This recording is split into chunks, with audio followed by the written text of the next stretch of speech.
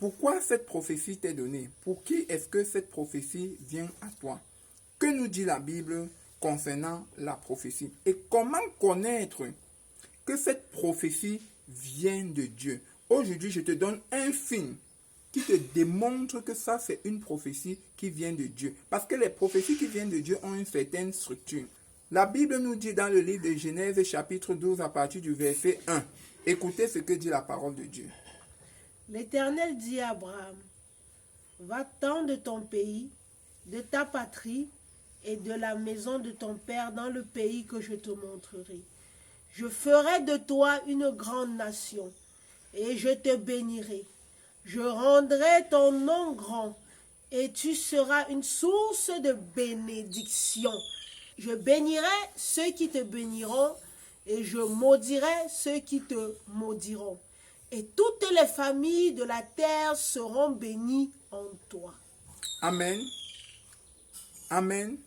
L'Éternel dit à Abraham, quitte. Dans notre première vidéo, je te dirais que pour que la prophétie ait un sens, pour que la prophétie marche à son terme, pour que la prophétie arrive à son terme, il faut que tu fasses quelque chose. Ne reste pas là, tu dis qu'on m'a donné la prophétie, tu croises les bras. Non, il faut que tu quittes.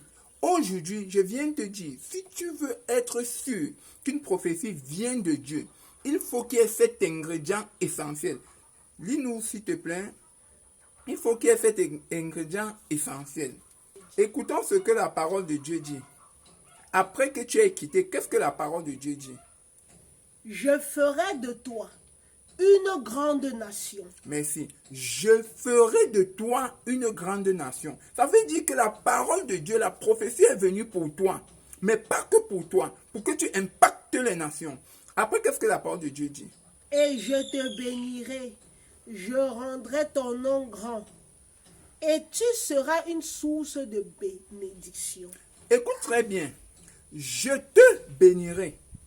Donc maintenant, il te dit ce qu'il va faire pour toi. Mais après, il te dit, je vais rendre ton nom grand. En fait, quand Dieu dit qu'il va rendre ton nom grand, ce n'est pas pour... Il ne parle pas de toi. Il parle du fait de ce que la prophétie va apporter dans ta vie pour montrer sa gloire. Et il dit enfin, tu seras une source de bénédiction. Ça veut dire quoi? Ça veut dire que quand une prophétie vient à toi, elle vient non seulement pour te bénir, toi, mais pour glorifier Dieu. Parce que quand ton nom est grand, ton nom n'est pas grand parce que tu es grand.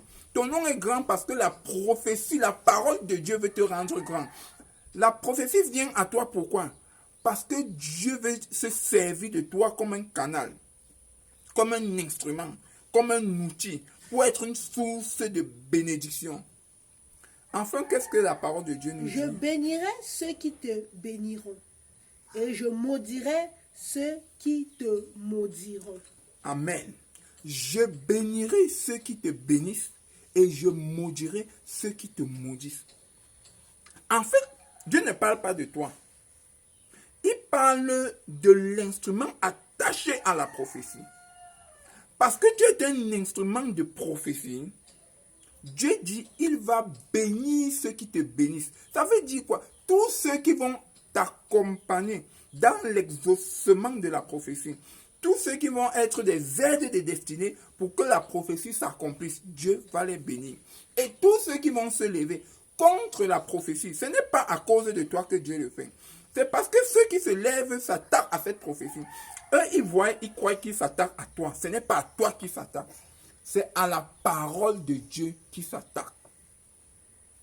Et enfin, et toutes les familles de la terre seront bénies en toi. Enfin, la prophétie est venue à toi pour que des nations soient bénies. Pour que des familles soient bénies. Mon frère, ma soeur, quand Dieu te donne une prophétie, il va t'annoncer le mariage. C'est une très belle prophétie.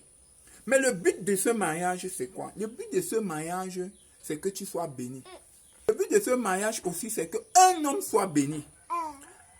Après que toi, tu ne sois béni, qu'un homme ne soit béni. Maintenant, il y a des familles qui doivent être bénies.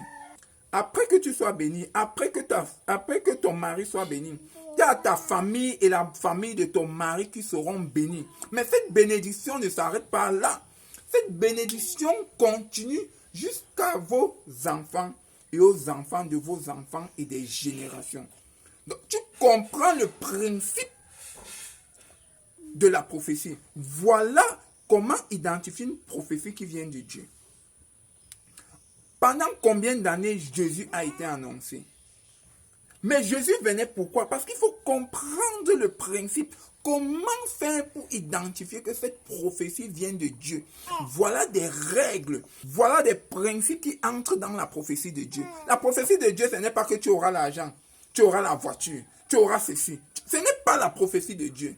La prophétie de Dieu ne vient pas pour te donner une voiture. La prophétie de Dieu ne vient pas pour te donner une maison. La prophétie de Dieu vient pour te bénir. La prophétie de Dieu vient pour bénir ceux qui sont à côté de toi. La prophétie de Dieu vient pour que tu sortes les gens de la captivité.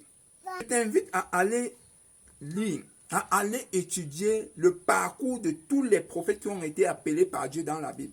Et tu vas te rendre compte d'une chose, que chacune des personnes que Dieu a appelées, chacune des personnes à qui Dieu a donné une prophétie, c'était ça le but de cette prophétie. Quand Dieu est venu à Gédéon, il a dit à Gédéon quoi? C'était quoi le but de la prophétie de Gédéon?